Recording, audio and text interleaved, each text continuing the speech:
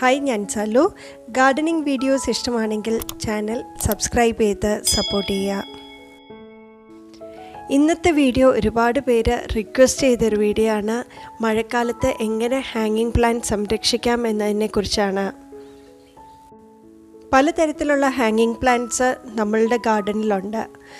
എല്ലാ തരത്തിലുള്ള പ്ലാന്റ്സും നമുക്ക് ഹാങ്ങിങ് ആയിട്ടിടാം. പക്ഷേ കൂടുതലും പോട്ടിൽ നിന്നും താഴേക്ക് ഹാങ് ചെയ്ത് കിടക്കുന്ന പ്ലാന്റ്സ് കാണാനാണ് കുറച്ചും കൂടെ ഭംഗിയായിട്ടുള്ളത്.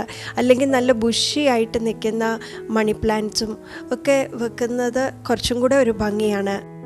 നമുക്ക് കുറച്ച് ഹാങ്ങിങ് പ്ലാന്റ്സ് പരിചയപ്പെടാം. ഇന്ന് നമുക്ക് വേണ്ടി എല്ലാ കാര്യങ്ങളും പറഞ്ഞു തരുന്നത് ജാൻസി മാഡമാണ്.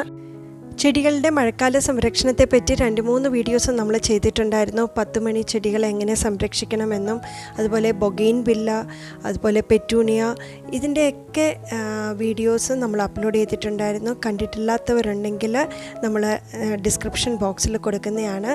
ആ ലിങ്കിൽ നോക്കിക്കഴിഞ്ഞാൽ കാണാം. വീടിൻ്റെ ഫ്രണ്ടിലേ ഈ ഹാങ്ങിങ് പ്ലാന്റ്സ് ഉണ്ടല്ലോ, നല്ല ഭംഗിയുള്ള ഹാങ്ങിങ് പ്ലാന്റ്സ് നമുക്ക് തൂക്കിയിടാനായിട്ട് സൗകര്യം ഇല്ലെങ്കിൽ വിഷമിക്കണം കേട്ടോ. ഞാൻ ചെയ്തൊരു ചെറിയൊരു ഐഡിയ നിങ്ങളെ കാണിച്ചു തരാം. വീടിൻ്റെ സൈഡിൽ നമ്മുടെ കോവലം അല്ലെങ്കിൽ ഫാഷൻ ഫ്രൂട്ടൊക്കെ പടർത്താനായിട്ട് ഞാൻ ഉണ്ടാക്കിയ ഒരു പന്തലാണ് കേട്ടോ. ആ പന്തലിൻ്റെ മുകളിൽ എല്ലാവരും ഉണ്ടായിട്ടിരിക്കുന്നത് ഹാങ്ങിങ് പ്ലാന്റ്സിന് വലിയ വെയിലും കാര്യങ്ങളൊന്നും വേണ്ടല്ലോ. അപ്പോൾ അതുകൊണ്ട് ഞാൻ അതിൻ്റെ അടിയിലൊരു പന്തൽ ഉണ്ടാക്കി വെച്ചിരിക്കുക, ഹാങ്ങിങ് പ്ലാന്റ്സ് തൂക്കിയിട്ടിരിക്കുന്ന ഒരു പന്തൽ. അപ്പോൾ ഈ ഒരു ഐഡിയ നിങ്ങൾക്ക് ഷെയർ ചെയ്യാം കേട്ടോ. കാരണം ഹാങ്ങിങ് പ്ലാന്റ്സിൻ്റെ ഫ്രണ്ടിൽ, ചില വീടുകളുടെ ഫ്രണ്ടിൽ തൂക്കിയിടാനായിട്ട് ഒട്ടും സൗകര്യമില്ലാത്ത വീടുകളുണ്ട്. എനിക്കില്ല കേട്ടോ. അപ്പോൾ അതുകൊണ്ടാണ് ഞാൻ ഈ ഒരു ഐഡിയ പരീക്ഷിച്ചത്. അപ്പോൾ അത് റെഡിയായി വരുന്നുണ്ട്. നിങ്ങളൊക്കെ ഒന്ന് കാണിച്ചു തരാം, ഒരു ഐഡിയ കിട്ടാൻ വേണ്ടിയിട്ടാണ്. ഹാങ്ങിങ് പ്ലാന്റ്സ് നിങ്ങൾക്കറിയാമല്ലോ, ഈ ഇലച്ചെടികൾക്കൊന്നും വലിയ പരിചരണമൊന്നും വേണ്ട. പക്ഷേ അത്യാവശ്യം ചെറിയൊരു വെയിലും എന്നാൽ തണലും ആവശ്യമുള്ളൊരു ചെടിയാണ്. അപ്പോൾ നമുക്ക് ഇങ്ങനത്തെ പന്തലിൻ്റെ അടിയിലാവുമ്പോൾ കുഴപ്പമില്ലല്ലോ. പിന്നെ മഴക്കാലത്ത് ജസ്റ്റ് ഒന്ന് ശ്രദ്ധിക്കണം കേട്ടോ ഇവരെ. ഏറ്റവും ഇഷ്ടപ്പെട്ട ഒരു ഹാങ്ങിങ് പ്ലാന്റ്സിലൊന്നാണ് ഈ വാൻഡറിങ് ജ്യൂ. ഇതിന് ഒരു എന്താ പറയുക, മയിൽപീലിയുടെയൊക്കെ ഒരു ഇത്, നമുക്ക് മയിലിൻ്റെയൊക്കെ ഷേപ്പിൽ എന്തെങ്കിലും ഒരു ആർട്ടൊക്കെ ഉണ്ടാക്കി വെക്കാനായിട്ട് പറ്റിയ മയിൽപീലിയുടെ ഒരു ഫീലിംഗ് ആണ് എനിക്കിത്. ഇതാണ് വാൻഡറിങ് ജ്യൂ. ഇതിനും പ്രത്യേകിച്ച് ഒരു കെയറിങ്ങും വേണ്ട. ഇതിൻ്റെ ഒരു നട്ടെടുക്കാൻ എളുപ്പമാണ്. അതിൻ്റെ ചെറിയൊരു തലപ്പ് കിട്ടിയാൽ മതി, ചെറിയൊരു കഷ്ണം കിട്ടിയാൽ മതി, നമുക്ക് ഇഷ്ടംപോലെ നമുക്ക് ഉണ്ടാക്കിയെടുക്കാം.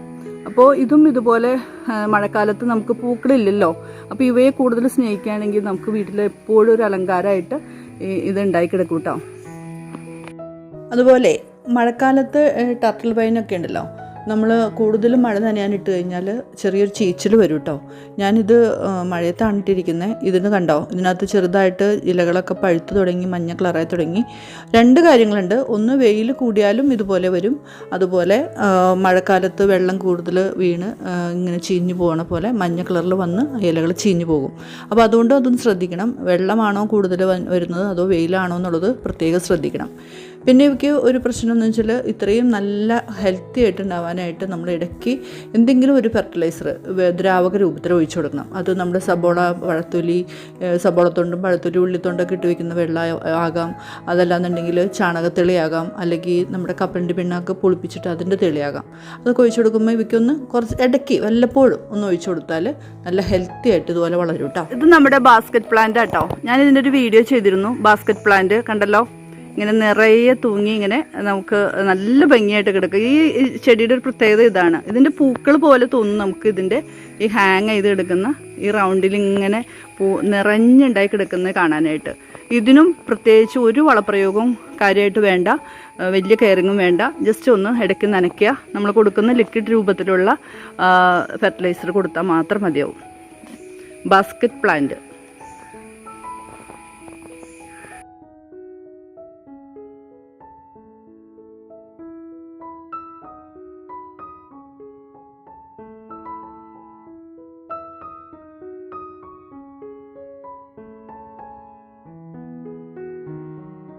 ഇതുപോലെ മനോഹരമായിട്ട് നമുക്ക് ഇതുപോലെ ബുഷിയായിട്ട് ഹാങ് ചെയ്ത് കിടക്കുന്ന ഒരു ചെടിയാണ് ക്രീപ്പിംഗ് ചാർലി എന്ന് പറയും. ഇതും ഒത്തിരി ഭംഗിയായിട്ടോ കാണാനായിട്ട്. ഇത് നിറച്ച് ഇതുപോലെ ഇലകളാണ് ഇതിൻ്റെ പ്രത്യേകത. ഇതിൻ്റെ ഇലകൾക്കാണ് ഏറ്റവും ഭംഗി. അപ്പോൾ ഇതും ഇതുപോലെ ഹാങ് ചെയ്തെടുക്കും. ഞാൻ ഹാങ് ചെയ്ത് കിടന്നത് കുറേയൊക്കെ ചട്ടികളിലേക്ക് മാറ്റാൻ വേണ്ടി വേറെ നടാൻ വേണ്ടിയിട്ട് എടുത്തു. അല്ലെങ്കിൽ ഇതിങ്ങനെ തൂങ്ങിക്കിടക്കുന്നത് തന്നെയാണ് കൂടുതൽ ഭംഗി കേട്ടോ. ഇതുപോലെ ബുഷിയായിട്ട് വളർത്തേണ്ടവർക്ക് അങ്ങനെ ബുഷിയായിട്ടും വളർത്താം.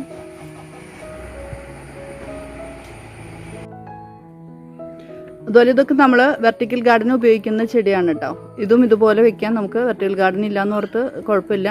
10 രൂപ അല്ലെങ്കിൽ 8 രൂപയ്ക്കൊക്കെ ഉള്ളൂ ഈ കറുത്ത ചട്ടി. ഇതുപോലത്തെ ബ്ലാക്ക് ചട്ടി വിലക്കുറവിന് കിട്ടുന്നുണ്ടെങ്കിൽ അത് വാങ്ങിയാൽ നമുക്ക് ചെറിയ ചരടൊക്കെ ഇതുപോലെ ആക്കി കെട്ടി, ഞാനിതൊക്കെ കയറ് മേടിച്ച് കെട്ടി തന്നെ ഉണ്ടാക്കിയതാണ് ഹാങ്ങിങ്.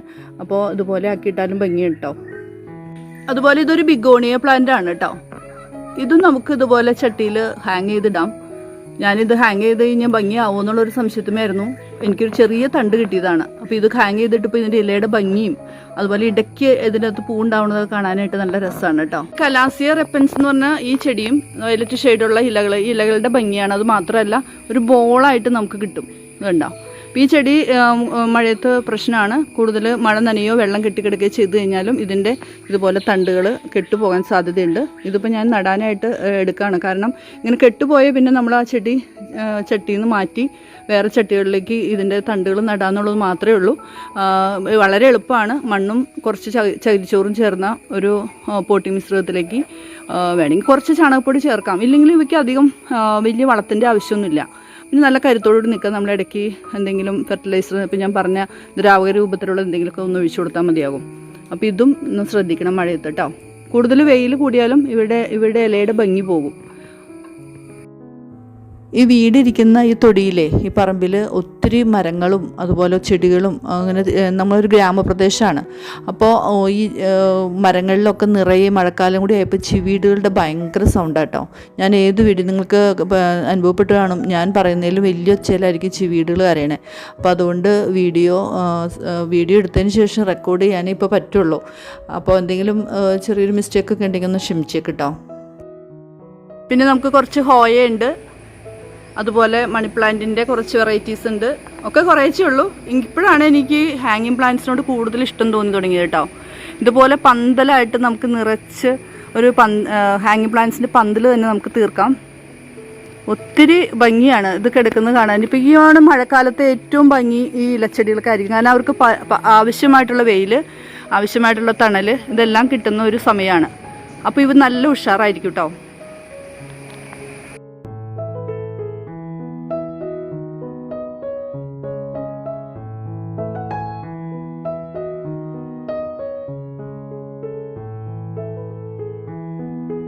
അതുപോലെ പോത്തോസ്, അതായത് മണി പ്ലാന്റ്സുകൾ വളരെ ഭംഗിയായിട്ടോ അങ്ങനെ ഹാങ് ചെയ്തിട്ടാൽ. പക്ഷേ എൻ്റെ കയ്യിൽ അധികം വെറൈറ്റികളൊന്നുമില്ല. പക്ഷേ പോത്തോസിനൊക്കെ അധികം വിലയൊന്നുമില്ല. ഒരു ചെറിയ എവിടെന്നെങ്കിലും ഫ്രണ്ട്സിൻ്റെ വീട്ടിൽ നിന്ന് എവിടെന്നെങ്കിലും ഒരു ചെറിയ പീസ് നമുക്ക് കിട്ടിയാൽ മതി ഇതേപോലെ നന്നായിട്ട് ഹാങ് ചെയ്ത് ഇടാനായിട്ട്. ഇതിന് വലിയ പ്രത്യേകിച്ച് കെയറിങ്ങോ വലിയ പരിപാലനമോ ഒന്നും വേണ്ട. നല്ല തണലുള്ള ഏരിയയാണ് കൂടുതൽ ഇവർക്ക് ഇഷ്ടം. ഉദിച്ചു വരുന്ന വെയിലത്ത് ഇടാതിരിക്കുക. പിന്നെ ചില ഹാങ്ങിങ് പ്ലാന്റ്സ് മാത്രമാണ് മഴയത്തു നിന്ന് സംരക്ഷിക്കേണ്ട കാര്യമുള്ളൂ.